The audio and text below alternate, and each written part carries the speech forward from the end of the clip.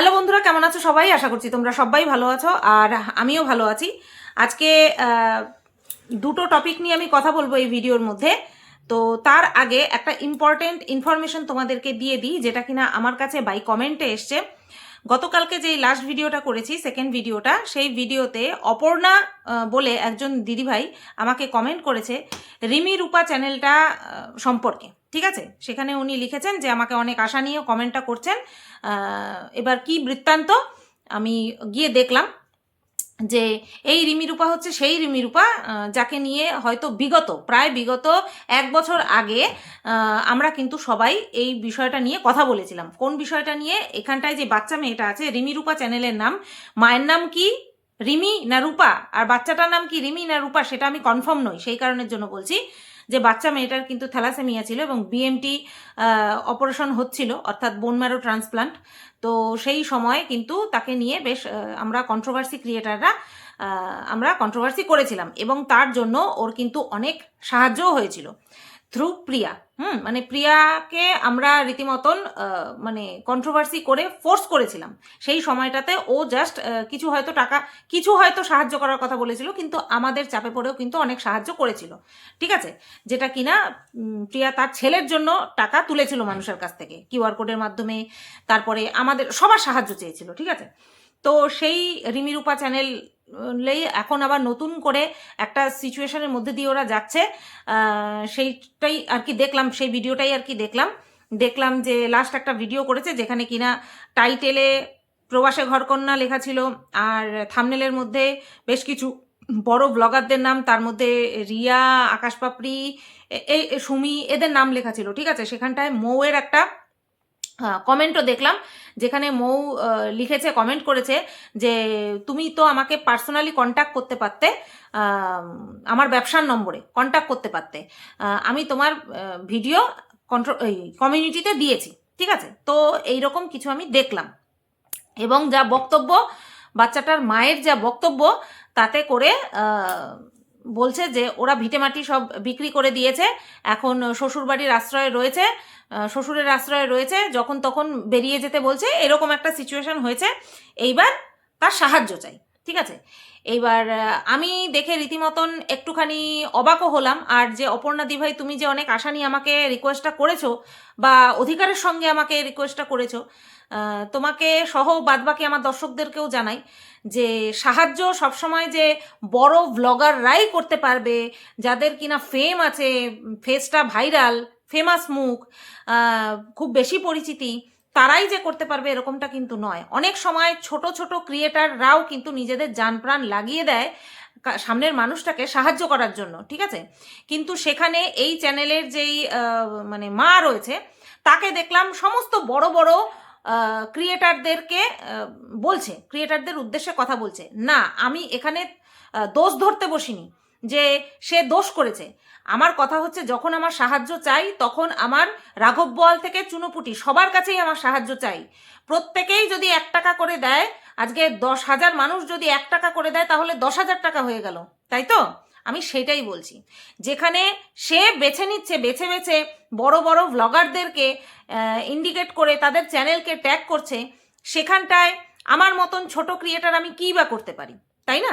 আমি কী বা করতে পারি? যদি আমার কিছু করার ক্ষমতা থাকতো, তাহলে নিশ্চয়ই আমার কথা বা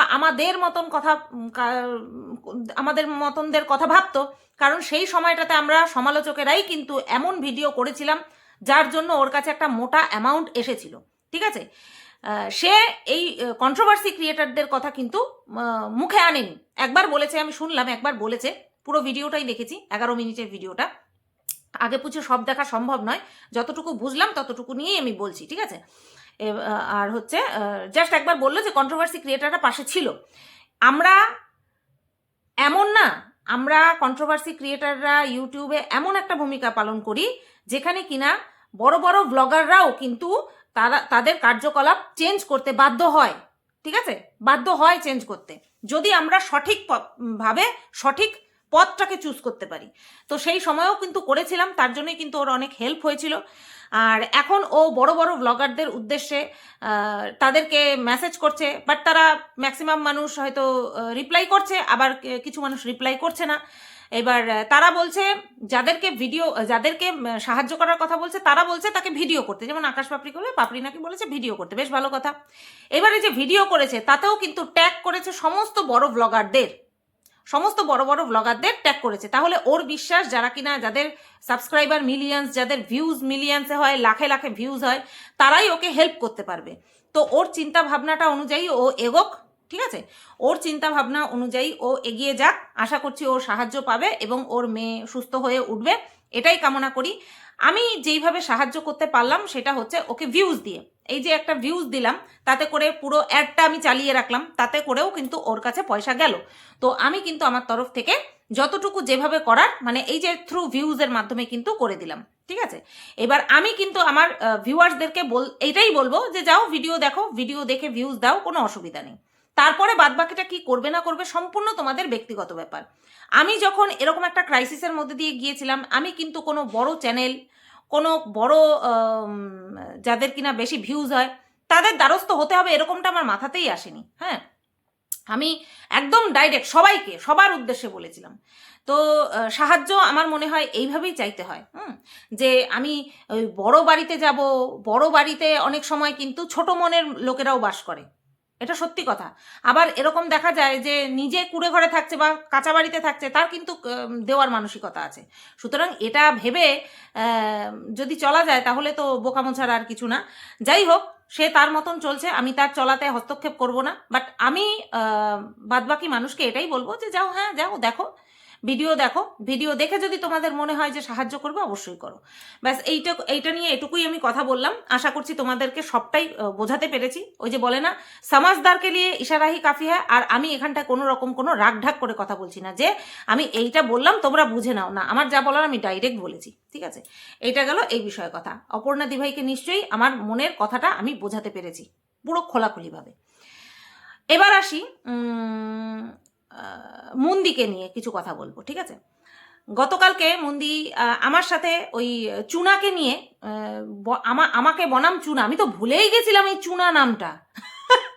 আমি চালুনি ঢুলুনি এইসব নিয়ে পড়েছিলাম, আমি তো চুনা নামটা ভুলেই গিয়েছিলাম যে চুনা নামটা দিয়েছিল। তো আমার সাথে বনাম করে চুনাকে নিয়ে ভিডিও করেছে একটা। তো তার বক্তব্য নিয়ে আমার কোনো রকম কোনো মন্তব্য নেই। আমার যেটা মন্তব্য সেটা হচ্ছে কেউ খোঁজ করেছে কিনা, ভাবছে যে কেউ খোঁজ করেছে কিনা। হ্যাঁ, খোঁজ করেছি বলেই ভিডিওটা দেখেছি। আর তুমি বর্তমানে যেই সিচুয়েশনের মধ্যে দিয়ে যাচ্ছ সেই সিচুয়েশন থেকে জলদি ওভারকাম করো, এটাই ঠাকুরের কাছে প্রার্থনা করি। এইবার আরও একটা কথা তোমাকেও বলি, এই যে তুমি বলছো না, বলে হাসছো যে হ্যাঁ সুতপা বলেছিল যে এলি তেলিকে নিয়ে, এখানটায় আমি এলি তেলি যদি বলতাম তাহলে তোমাকে নিয়ে না আমি প্রথমে কথা বলতাম, না আমি তোমাকে কমিউনিটিতে দিতাম, না এখনো পর্যন্ত তোমাকে দিদি, তোমার নামটার পরে দি শব্দটা যুক্ত করতাম। আমার কাছে এলি তেলি মানে কম সাবস্ক্রাইবার, কম ভিউজ হয় তা নয়। বারবার বলেছি, এখনো আরেকবার বললাম। যাই হোক, এটা বলে ছেড়ে দিলাম। এবার আসি, তুমি বলছো যে কথা আমার সঙ্গে তোমার হয়েছিল, তোমার একটা ভিডিওতে ইউরো ডলার এসেছিল সেই বিষয় নিয়ে। না, মিথ্যে কথা বলছো তুমি। শুধু এই বিষয় নিয়ে কথা হয়নি, আরও অনেক বিষয় নিয়ে আমার সঙ্গে তোমার কথা হয়েছে। তার মধ্যে যেই বিষয়টা আমার খুব মনে নাড়া দেয় সেটা হচ্ছে তুমি কান্না করেছিলে একবার আমার সাথে, মানে ভয়েস দিয়েছিলে, মেসেজে হোয়াটসঅ্যাপে ভয়েস দিয়েছিলে, দাঁড়াও 1 মিনিট, ভয়েস দিয়েছিলে, সেখানটায় তুমি রীতিমতন কান্না করে দিয়েছিলে। কেন? কারণ আমাকে নিয়ে নোংরা নোংরা ভিডিও করা হচ্ছিল, মানে আমাকে নিয়ে খারাপ কথা বলাতে তুমি এতটাই কষ্ট পেয়েছিলে যে তুমি কান্না করে দিয়েছিলে। তোমার সাথে আমার সম্পর্ক কোনোদিনই আমার তরফ থেকে খারাপ ছিল না, তোমার তরফ থেকেও খারাপ হয়নি। মাঝখানে তোমার মনে হয়েছে আমার মানে যে ভিডিও, সেখানটায় তোমার আমার বিরুদ্ধে কথা বলতে হবে, তুমি বলেছো অসুবিধা নেই। কিন্তু আমি যতদিন দেখেছি তোমাকে, তুমি তোমার মর্যাদা ক্রস করে গিয়ে নোংরাভাবে আমাকে অ্যাটাক করোনি। সেই কারণেই এখনো পর্যন্ত তোমার নামটা নিই, আর তোমার নামের পরে দিদি ডাকতে আমার কোন বিন্দুমাত্র আফসোস হয় না। অনেকে অনেক রকম মানে সম্বোধন করতে আমার আফসোস হয়, সম্বোধন করে আফসোস হয়, বা এই নামটা ডাকতে ইচ্ছা করে না, যেমন দিদি, আন্টি, এই সমস্ত বোন, এগুলো ডাকতে আফসোস হয়। কিন্তু তোমাকে কিন্তু আমার কোনোদিনও আফসোস হয়নি, ঠিক আছে। এইবার তুমি যে বললে ওই যে মিট আপের কথাটা, একদম সত্যি বলেছ। একদম সত্যি বলেছো। ওই সামনাসামনি আমাকে মনে হয় খুব সম্ভবত একটা বিছানার চাদর অথবা গায়ের চাদর দিয়েছিল, আমি শিওর চাদর দিয়েছিল, বাট বিছানার চাদর না গায়ের চাদর সেটা আমি মানে মনে করতে পারছি না, ঠিক আছে। আর আমাকে লুকিয়ে লুকিয়ে ওই গিফটটা দিয়েছিল। এবার কিসের জন্য দিয়েছিল এটা তোমরা সবাই বুদ্ধিমান বুদ্ধিমতী, তোমরা নিশ্চয়ই বুঝতে পেরে গেছো। বাদ বাকি ওনার ঠেস মারা কথা, গুলি মারো ওনার ঠেস মারা কথায়। যাই হোক, এইটুকুই আমার বলার ছিল মুন্দিকে নিয়ে, যে মুন্দিকে নিয়ে আমার কথা হয়েছে। হ্যাঁ, মুন্দি আমার সঙ্গে খুবই কম কথা হয়েছে। এইটা যে বললো যে আমি সুতপা ব্যস্ত থাকতো, সত্যিই আমি বড্ড ব্যস্ত থাকি, ভীষণ ব্যস্ত থাকি, এটাতে কোনো দ্বিমত নেই। আর আমার থেকে ব্যস্ত থাকো তুমি, তোমার দুটো বাচ্চা আছে, তুমি একটা চাকরি করো, তারপরে তোমার সংসার আছে, তুমি ভিডিও করো, তুমি আমার থেকেও বেশি ব্যস্ত। তাই আমি ব্যস্ত থাকি, তার জন্য সুতপাকে বেশি কথা ইয়ে করতাম না। হুম, আমি সব জানি, বাদ বাকিরা কিছু জানে? আমি জানি যে তুমি চাকরি করো। কয়টা মানুষ জানে যে তুমি চাকরিও করো, আবার ভিডিও করো, দুটো বাচ্চা আছে সামলাও, সংসার করো, সমস্ত কাজ করো। তো যাই হোক, আর হ্যাঁ, ঘুরতে যাওয়ার কথা হয়েছিল, এটাও আমি ভুলিনি। তো যাই হোক, অনেক ইনফরমেশনও নিয়েছিলাম তোমাদের ওখানে, ওই জায়গাটায় হোটেল পাওয়া যায় কিনা, মনে পড়েছে? অনেক কথা হয়েছে আমাদের মধ্যে, খুব কম কথা হয়নি, অনেক কথাই হয়েছে। তবে হ্যাঁ, কন্টেন্ট রিলেটেড তোমার সঙ্গে আমার কোনো কথা হয়নি, এটা একটা প্লাস পয়েন্ট। এবার আসি হচ্ছে মন্দিরাকে নিয়ে। তোমরা বিশ্বাস করবে না, আমি গতকালকে মন্দিরার যে ভিডিওটা এবার সাবস্ক্রাইব করাতো, এবার সাবস্ক্রিপশন লিস্টে যখনই আমি যাই তখনই তো পরপর ভিডিওগুলো চলে আসে, নতুন নতুন ভিডিও দিয়েছে। আমি না ভিডিওর যে থাম্বনেলটা আমি একবার এরকম করে, ও আচ্ছা এটা মন্দিরা তাহলে, মানে আমি ভাবছিলাম যে আমি কোন চ্যানেলটা আমার ইয়ে করে রেখেছি, মানে হোম পেজে কোন চ্যানেলটাকে আমি অ্যাক্টিভেট করে রেখেছি, ওয়েলকাম টু সুতপাস ওয়ার্ল্ড। তো সেইখানটায় আমার ভিডিওই কেন আমার সাবস্ক্রিপশন লিস্টে দেখাচ্ছে? তারপরে ভালো করে দেখি, ও এটা আমি না, এটা তো মন্দিরা। হ্যাঁ, ও ডিটো একদম বসেছে নীল পর্দার সামনে, ঠিক আছে। তারপরে আগে দেখলাম হচ্ছে থাম্বনেলে কি কি লেখা রয়েছে, সেখানে আমার পয়েন্টটাও রয়েছে যে শ্বশুরবাড়িতে এই দাদু কীর্তনে কেন যায়নি, কীর্তনে যায়নি। আর টাইটেলে লেখা ছিল আগে আমি মেকআপ করতে পারতাম না, বাজে কমেন্ট পেতাম, এখন থেকে আমি ভালো মেকআপ করতে শিখেছি। ওইটা দেখে আরো বেশি কিউরিয়াসিটি বেড়ে গেছে, যাই দেখে আসি কি করেছে। ও মা গো মা, ভিডিও চাপ দিলাম, হচ্ছে তোমার অ্যাড আসলো, অ্যাড শুরু হতে হতেই আমি এরকম শুয়ে শুয়ে দেখছিলাম, দেখবা রিল্যাক্স মুডে আমরা ভিডিও দেখি, এই দেখছিলাম এরকম করে উঠে বসেছি। কেন? ও মা, রীতিমতন নীল পর্দার সামনে বসে কালো টিপ চশমা পরে নিয়ে বলছে হ্যালো বন্ধুরা। আরে আমার স্টাইল কপি করেছে, হেই রে, এটা তুই কি করলি মন্দিরা? এই যে এতগুলো মানুষ খুশি হচ্ছিল যে তুই তোর ছোট মাকে নিয়ে গলাগলি করছিস, তার মানে তুই আমাকে বাদ দিয়ে দিয়েছিস, মানে আমাকে আস্তে আস্তে সরিয়ে দিয়েছিস। তারপরে তোর রক্তের ছদ্দি ঢুকে গেছে, রক্তের বর্দি ঢুকে গেছে, আমি তো আস্তে আস্তে এরকম স্ক্রিন থেকে বেরিয়ে গেছি, তুই আবার টেনে হিচড়ে একেবারে নীল পর্দার সামনে নিয়ে আসলি। হ্যাঁ, তারপরে আবার হ্যালো বন্ধুরা, আশা করছি তোমরা সবাই ভালো আছো। আমি ভাবছি পুরো ডিটো আমাকে কপি করছিস, এত ভালোবাসিস। এত ভালোবাসলে হবে বল? হ্যাঁ, এত ভালোবাসলে হবে? ওই আবার লোকে কি বলবো বলতে, বলবে কি ওই তো একটুখানি তাড়িয়ে দিচ্ছিলাম, আবার বুকে জড়িয়ে নিলাম। কেন? কারণ আবারও কন্ট্রোভার্সি করাতে হবে, তাই না? এটাই তো লোকে ভাববে। দুনিয়া যায় ভার মে, লোকে যা ভাবে ভাবুক, তাই না?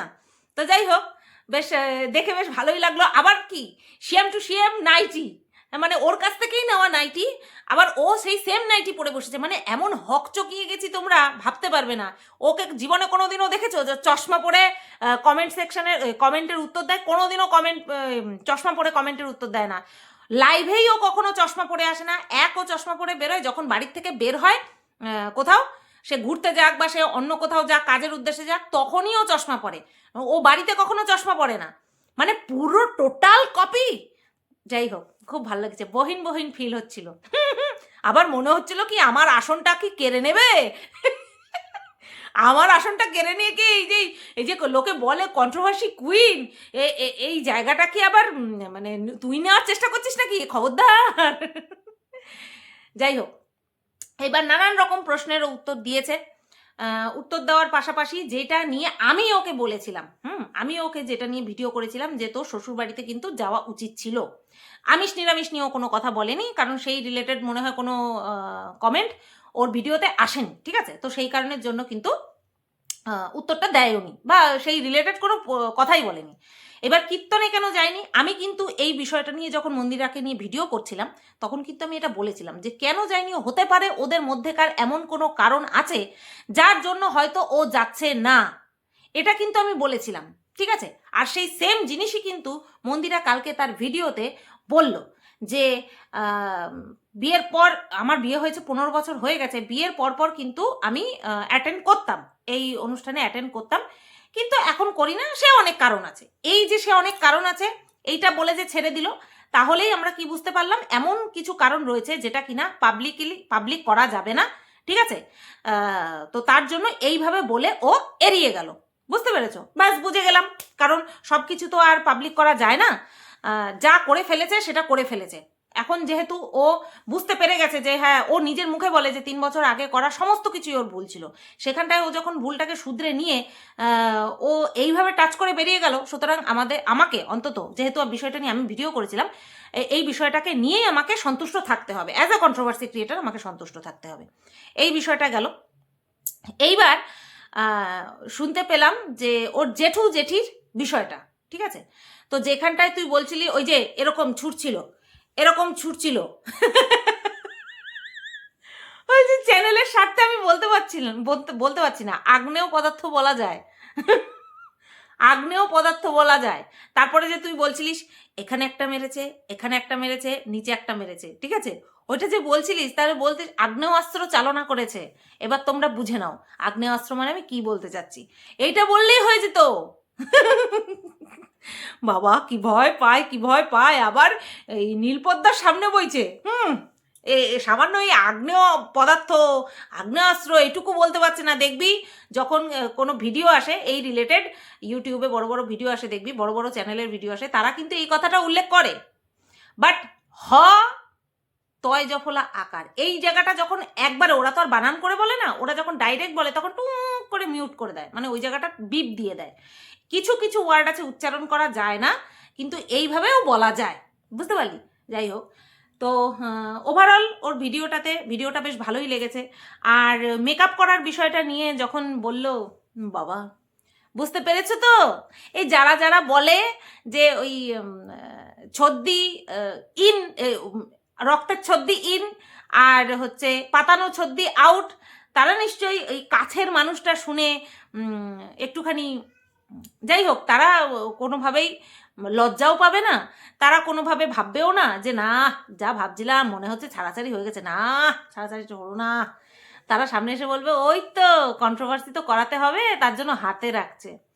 হাতেও নেই পাতেও নেই, সাথে আছি, যতদিন ভগবান চাইবে ততদিন সাথেই থাকবো। হ্যাঁ, মুন্দি একটা কথা বেশ ভালো বলেছে যে সম্পর্ক থাকলে খুবই ভালো কথা, সম্পর্কটা এগিয়ে নিয়ে যাও খুবই ভালো কথা, কিন্তু শো অফ, ওই যে শো অফ করা বন্ধ করে দিয়েছি। কি মনে হয় আমাদের কষ্ট হয়নি? অনেক কিছু শেয়ার করতে পারিনি তার জন্য কি আমাদের কষ্ট হয়নি? অবশ্যই হয়েছে। লসের কথা পরে, লাভ লস জীবনে যতদিন বাঁচবো ততদিন চলবে, ওগুলোকে নিয়েই আমাদের জীবন। সবসময় লাভও হবে না, সবসময় লসও হবে না, বাট এই যে একটা মিষ্টি মুহূর্ত, একটা মেমোরেবল মুহূর্ত, সেটা কেউ দেখতে পারলো না, জানে সবাই বাট কেউ দেখতে পারলো না। সে যে কি মুহূর্ত, মানে সেই দিন মনে হচ্ছিল ঈদ, বুঝতে পেরেছো তো? সেই দিন মনে হচ্ছিল ঈদ, রাস্তাঘাট গাড়ি ঘোড়া মানুষজন কিচ্ছু দেখতেই পাচ্ছিলাম না, আসছিলাম ধপাস, দেখা হচ্ছিল ধপাস রাস্তার মাঝখানে। সেই কি অবস্থা, এটা যদি তোমরা দেখতে পেতে তোমরা কত খুশি হতে বলো তো? আমরা জানি তো যে বহু মানুষ আছে যারা কিনা ভালোবাসে, যারা কিনা দেখতে চেয়েছিল। যাই হোক, কিছু অতিরিক্ত ভালো মানুষের জন্য তোমরা সেই সুখটা থেকে, সেই সুখের মুহূর্ত দেখার থেকে, সুখ থেকে না, হ্যাঁ অবশ্যই সুখের মুহূর্ত দেখে অনেকেই সুখী হতো, অনেকেরই মুখে হাসি ফুটতো। এমন মুহূর্ত কাটিয়েছি সে মোটে ধারণার বাইরে, এমন মুহূর্ত কাটিয়েছি, মানে সেই মেমোরি সারা জীবন একেবারে ওটাকে কি বলে, আরে বলো না, ওই যে সুবর্ণ সুবর্ণ স্মৃতির পাতায় একেবারে লিপিবদ্ধ হয়ে থাকবে, বুঝতে পেরেছো?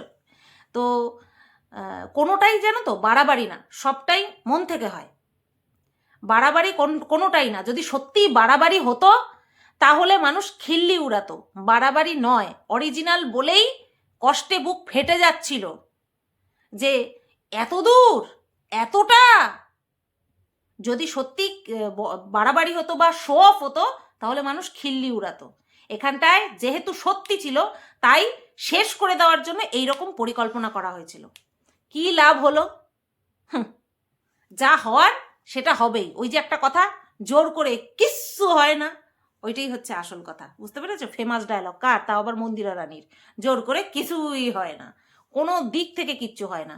একটা কণা পর্যন্ত আমরা মুখে পেটে গলাতে পারি না, গলা দিয়ে নামাতে পারি না জোর করে। আর যাই হোক, এই ভিডিওটা এই পর্যন্তই রাখলাম। ভাই মোনা, কপি করিস না আমার ওইভাবে, আমি রীতিমতন ভয় পাইছি তোরে দেখে। এ কি আমার জায়গাটা কেড়ে নিচ্ছে, আমার আসনটা কেড়ে নিচ্ছে, এটাই থাম্বনেলে দেবো। হ্যাঁ, চলো সবাই ভালো থেকো, সুস্থ থেকো। এই ভিডিওটা এই পর্যন্তই রাখলাম। আজকে হয়তো আর ভিডিও নাও আসতে পারে কন্ট্রোভার্সি চ্যানেলে, কারণ একটু ব্যস্ত থাকবো। ঠিক আছে, চলো টাটা।